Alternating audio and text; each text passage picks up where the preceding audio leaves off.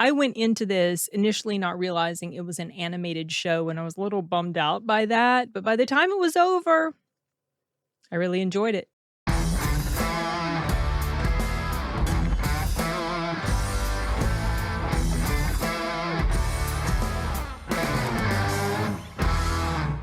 I'm speaking of the new Netflix series called Haunted Hotel. It's coming to Netflix on September 19th. Now, I saw it mid-August. I finished it in mid-August. As of the recording of this, it's August 25th. And it's only about 10 episodes long. Each episode's maybe 25, 30 minutes. So it's a pretty quick watch. I did take my time because I had plenty of time to get it done. It's basically an adult animated horror comedy. By adult, I don't mean that type of adult. What I mean is it's made for adults. It's not made for children. It's rated R material due to language and violence. There is an intimate scene that is shown, but nothing's really shown. You just know what's happening, that sort of thing. So it's on that level. It was created by someone who worked on Rick and Morty and Archer. His name is Matt Roller.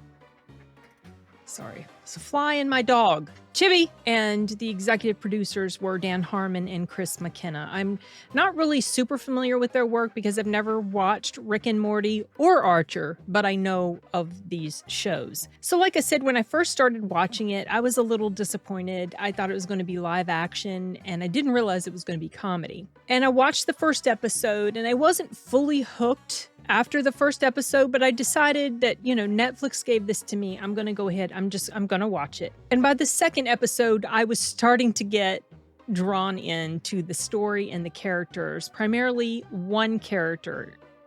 Oh my gosh, he was so great. It's got an animation style that's not really my favorite. Obviously, the characters look very cartoonish because, well, it's a cartoon, but it's a style that is not aesthetically pleasing to me. However, some of the characters, or specifically one of the characters, grew on me the way he was designed, and it's my favorite character. That's probably why he grew on me. So yeah, by episode 2, I was warming up to it. The basic story is that it's about a single mom of 2 who is running this haunted hotel. Obviously trying to get customers, but it's a little difficult because the hotel is haunted. And her estranged brother, who is now a ghost, he helps run this hotel, and he thinks that the other ghosts have pretty good ideas about things sometimes. And the other ghosts, they do all these violent things, but obviously they can't hurt the humans, but it's kind of freaky, to living people.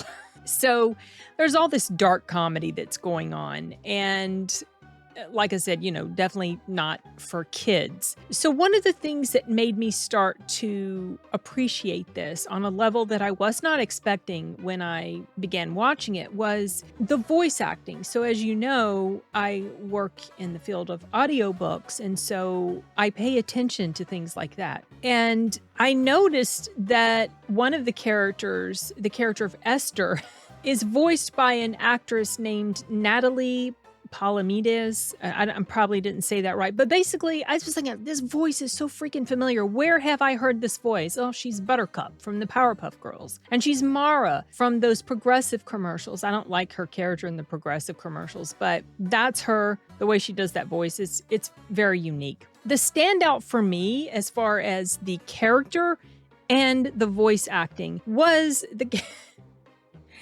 Abaddon. He's a demon trapped in a Puritan child's body. I ended up really loving the character design because he had this very sulky look, very dead in the eyes look, and like he was pouting half the time. And he ended up being hilarious to me. And Jimmi Simpson's vocal performance of this character was phenomenal to me. I loved how he transformed his voice for this role because I've seen Jimmi Simpson in things before. He doesn't really sound like this. So what he did for this character was super impressive to me. And Abaddon, I very quickly fell in love with him. And just that was the reason I continued watching. Well, obviously because Netflix had given me this show, but Abaddon was the reason I looked forward to returning to each episode. So it did not end up being the chore to watch that I initially thought it was going to be, because I really liked this character. He's kind of like an anti-hero, but for me, he stole the show. I mean, in my notes, I even wrote it twice. Abaddon is my favorite because he was.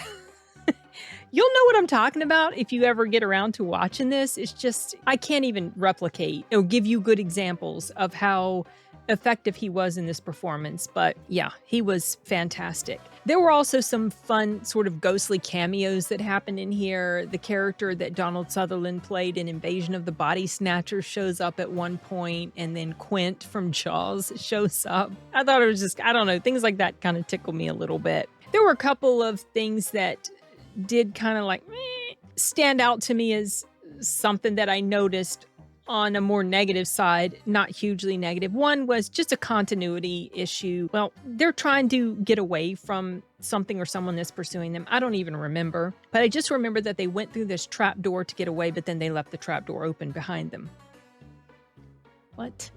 Why? Also, a moment where he, him pronouns were thrown out there and my eyes couldn't roll hard enough. I am so over that nonsense. And the fact that it's just keeps slipping its way into things like this, it just like immediately my hackles go up because I cannot with that. And then also, as I've already touched on, animation style, that's not my favorite, but it's not really fair to call that a con because that it just is their style. This is the way they do their stuff, and it has its fans. And even though when I started watching it, I was a bit hesitant about whether or not I was going to enjoy it, I ended up really having fun with it and looking forward to watching an episode every night and seeing what was Abaddon going to be getting up to in this episode. I mean, his character was he would be doing stuff in the background, nefarious little things and like these violent experiments that he would be doing and stuff, and no one was noticing what he was up to. It was so funny. I mean, I feel like rewatching it just for him, really. That's how enjoyable that character was. Yeah, he carried the show for me, no doubt. And if season 2 happens, I'll definitely watch it because want to see what else he's going to get involved in, what else he's going to do. I generally would recommend this for fans of, dark humor, adult animation, and quirky, character-driven comedy. I guess if you're a fan of things like Rick and Morty and Archer, which the creator of the show has worked on as far as like writing some stuff, maybe you'll enjoy this. If you like horror stuff, paranormal, supernatural sort of stuff, that might be also another thing that is of interest to you. That's what drew me to the show initially, was the subject matter, even though I clearly didn't read deeply enough to find out what it was going to be like. However, if I had, and then I decided not to watch it, I would have missed out on something that was pretty fun. So I'm glad I watched it,